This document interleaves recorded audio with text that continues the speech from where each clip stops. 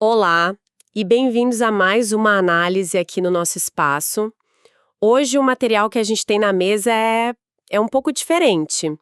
É o roteiro de um sermão. Isso mesmo. Foi pregado pelo pastor Misael Batista do Nascimento, lá na Igreja Presbiteriana de São José do Rio Preto. O texto base é de Deuteronômio capítulo 5. Um texto do Antigo Testamento, né? Exato. E a ideia central, o grande argumento que a gente vai investigar aqui, é que a aliança, essa relação entre Deus e as pessoas, não é uma peça de museu. A tese é, a aliança é atual. A proposta do sermão é bem ousada. Pegar um texto com, mais de 3.000 anos e dizer, olha, isso aqui está falando diretamente com a gente, hoje, em 2026. Não como um registro histórico. Não. Como uma conversa que está acontecendo agora. E o mais curioso é por onde ele começa. Ele usa uma analogia que, todo mundo já viveu. Qual? A frustração de tentar falar com alguém que tá ali de corpo presente, mas a cabeça tá em outro lugar, sabe? Sei perfeitamente. A pessoa balança a cabeça, mas você vê nos olhos dela que ela tá pensando isso não tem nada a ver comigo. Ah, sim. O sermão argumenta que essa é a nossa atitude padrão com textos antigos e que o primeiro objetivo é quebrar essa barreira. É a barreira da relevância, né? Se a pessoa não acha que aquilo é para ela, nada mais importa. Exato. Por isso que a estrutura do sermão é toda construída como uma escada, assim, com 3 degraus lógicos para levar o ouvinte do isso é história antiga pro opa, isso é comigo, aqui e agora. Ok, então vamos subir essa escada. Qual é o primeiro degrau? O primeiro degrau se baseia no versículo 1 e a ideia é, o chamado divino é para hoje. O texto diz, ouvi, ó Israel, os estatutos e juízos que hoje vos falo aos ouvidos, para que os aprendais e cuideis em os cumprirdes. A primeira coisa que salta aos olhos é essa intensidade. Não é se vocês puderem, deem uma olhadinha. Não. É uma ordem. Ouvi, ó Israel. Tem um senso de urgência, de algo que não pode ser ignorado. Tem. E é ainda mais forte do que parece na tradução, sabe? Como assim? O verbo hebraico para ouvir, que é shemaá, não significa apenas captar um som. Ele carrega a ideia de ouvir para obedecer. É um ouvir que pressupõe uma reação, uma mudança. Ah, entendi. O sermão frisa bem isso. Não é para a informação entrar por um ouvido e sair pelo outro. É tipo quando uma mãe fala para um filho que tá no celular, filho, você tá me ouvindo? Exatamente. Ela não quer saber se o som chegou no tímpano dele. Ela quer saber se ele vai arrumar o quarto. É essa nuance. Perfeito. E o que deve ser ouvido? Estatutos e juízos. Que não são ideias vagas, pelo que entendi do sermão. De jeito nenhum. O sermão explica que são decretos, leis, orientações bem práticas. São as coisas que, usando a expressão do próprio texto, dão corpo ao discipulado. A fé não é só uma coisa que se sente, é uma coisa que se faz. Isso me lembra uma citação que o sermão traz do reverendo Paulo Brasil. Algo como, é da natureza do homem estar debaixo de leis. E é da natureza de Deus legislar. É uma afirmação forte, né? Muito forte. A gente tende a pensar em lei como algo negativo, restritivo. Sim. E o sermão aborda essa tensão. A ideia apresentada não é de uma lei que aprisiona, mas de uma estrutura que dá forma e protege, como as vigas de um prédio. Sem a estrutura, tudo desaba. Exato. Nessa visão, a lei divina não é uma jaula. É tipo o manual do fabricante, sabe? As orientações que fazem a vida funcionar como foi projetada para funcionar. Entendi. Então, o primeiro passo para tornar a aliança atual é esse chamado urgente pessoal, falo aos vossos ouvidos, quase um sussurro. Isso. Para ouvir de um jeito que leve à prática. Há uma fé com o corpo. Mas isso já me levanta uma outra questão. Se a lei foi dada há tanto tempo para outras pessoas, por que essa geração deveria se sentir obrigada a obedecer?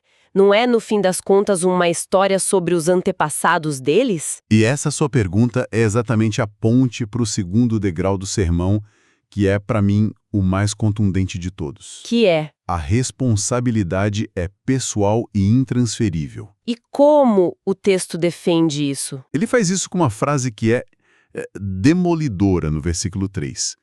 Moisés diz, Não foi com nossos pais que fez o Senhor esta aliança, e sim conosco, todos os que hoje aqui estamos vivos. Peraí, vamos com calma. Isso soa contraditório. Parece, né? A aliança foi literalmente feita com a geração anterior no Monte Sinai. A maioria das pessoas que Moisés está falando agora era criança ou, sei lá, nem tinha nascido. Como o sermão lida com isso? Ele encara de frente. O ponto do sermão é que Moisés está fazendo uma manobra teológica genial. Ele não está negando o fato histórico. Ele está ressignificando. Exato. Ele está redefinindo a quem a história pertence. Ele está dizendo, vocês não são meros espectadores de um filme sobre seus pais. Vocês são os protagonistas da continuação. E o mesmo diretor está falando com vocês agora. Nossa. A aliança não é uma herança que você admira na instante. É uma responsabilidade que cai no seu colo. Ou seja, não dá para terceirizar a fé. De jeito nenhum. Não existe cristão por tabela, só porque a família era. A responsabilidade é sempre individual. É isso. Precisamente. O sermão usa a expressão não é uma mera coletânea de histórias edificantes.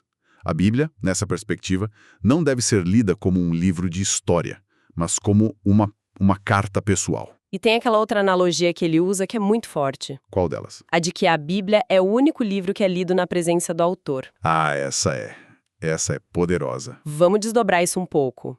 Quer dizer que, diferente de ler, sei lá, um clássico da filosofia, onde o autor está morto e o texto é fixo, Sim, a leitura da Bíblia é vista pelo sermão como um diálogo em tempo real. exatamente. A ideia é que o mesmo espírito que inspirou a escrita do texto está presente para iluminar a leitura.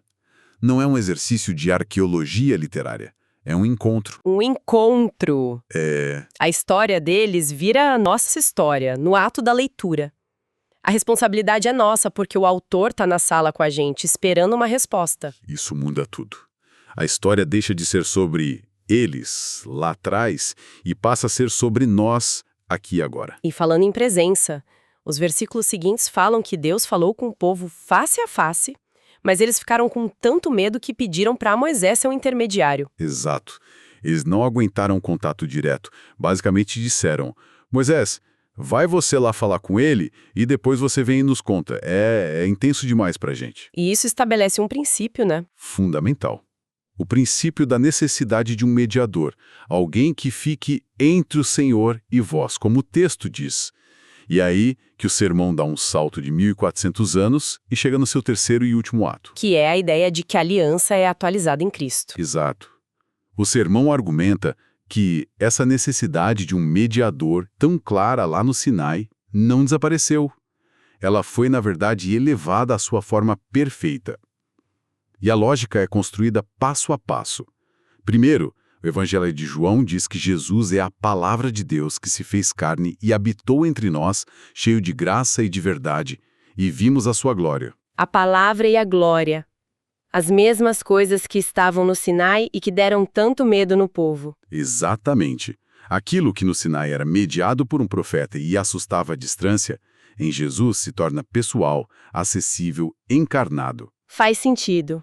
Segundo, a carta a Timóteo diz que agora existe um só mediador entre Deus e os homens, Cristo Jesus. O papel que Moisés cumpriu de forma temporária, Cristo cumpre de forma definitiva. Então, o que o sermão está sugerindo é que o papel de Moisés foi como uma espécie de versão beta do mediador? A função é a mesma, mas a versão em Cristo é infinitamente superior. Entendi. Ele finaliza esse ponto citando o próprio Jesus na última ceia, quando ele diz: "Este cálice é a nova aliança no meu sangue." E o livro de Hebreus chama Jesus de fiador de superior aliança. Então a mensagem não é que a aliança antiga foi descartada. Não foi jogada no lixo. Ela foi cumprida, aprofundada, elevada a um novo nível em Jesus. A mediação mudou de um profeta para o próprio Filho de Deus. Certo, o argumento está construído. A aliança é atual porque o chamado é para hoje, a responsabilidade é pessoal e o mediador dessa aliança é Jesus, que está vivo. Perfeito. O que nos leva à pergunta inevitável. E daí? Se tudo isso é verdade, o que a pessoa que ouve esse sermão deve fazer na segunda-feira de manhã? Essa é a parte das aplicações práticas, né? onde a teologia encontra o asfalto. Exato. E a primeira aplicação é um chamado direto para sair da teoria e ir para a prática. Botar a mão na massa. Isso. O sermão critica o que ele chama de viajar na maionese, sabe? Ficar só nos debates de doutrinas complexas e convoca para a obediência nas pequenas coisas cotidianas, nas orientações miúdas para a vida. Mas aí não mora o perigo do legalismo? A ideia de que a fé é um checklist de regras e que a salvação depende do seu desempenho, essa é uma linha muito, muito tênue. É tênue, e o sermão dedica um bom tempo para tentar equilibrar essa corda bamba. Como ele faz isso? Por um lado, ele é enfático ao dizer que a salvação é unicamente pela graça, um presente, não algo que se conquista por obras. Ele cita o texto clássico de Efésios, lembra que o jugo de Jesus é suave e adverte contra líderes que impõem fardos pesados. Certo, essa é a proteção contra o legalismo. E o outro lado da moeda? Outro lado é que a graça não pode ser uma desculpa para a anomia, que é a ausência de lei, a bagunça. A liberdade não é libertinagem. Exato. A liberdade em Cristo não é licença para o caos. Para explicar isso, o sermão recorre à tradição luterana e seus 3 usos da lei. Primeiro, a lei é um espelho, que mostra nosso pecado. Segundo, é uma cerca, que restringe o mal na sociedade.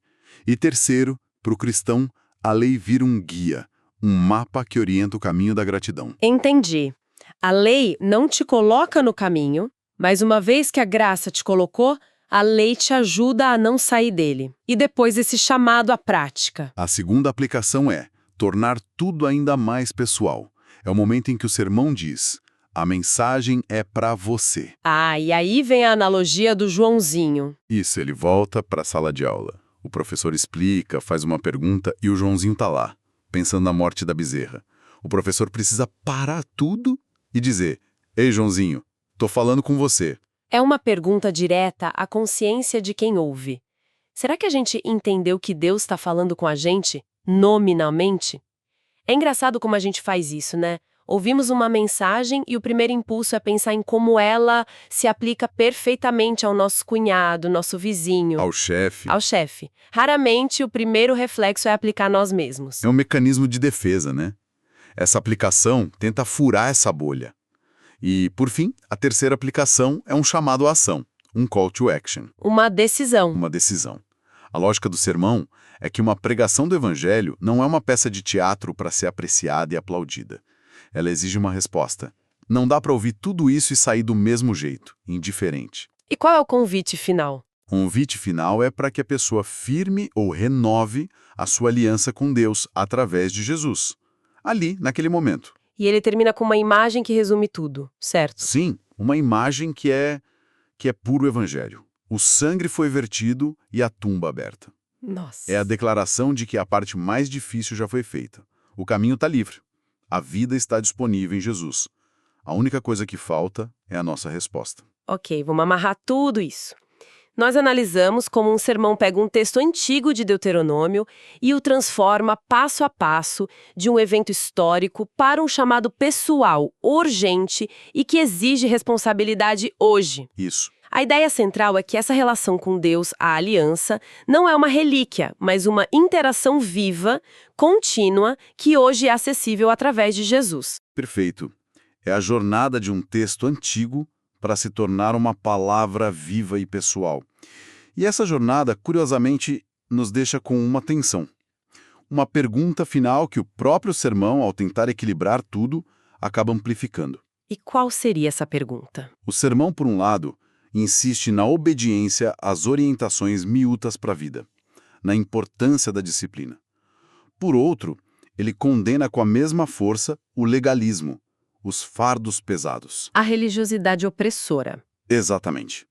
Isso nos deixa com uma questão fundamental e profundamente prática.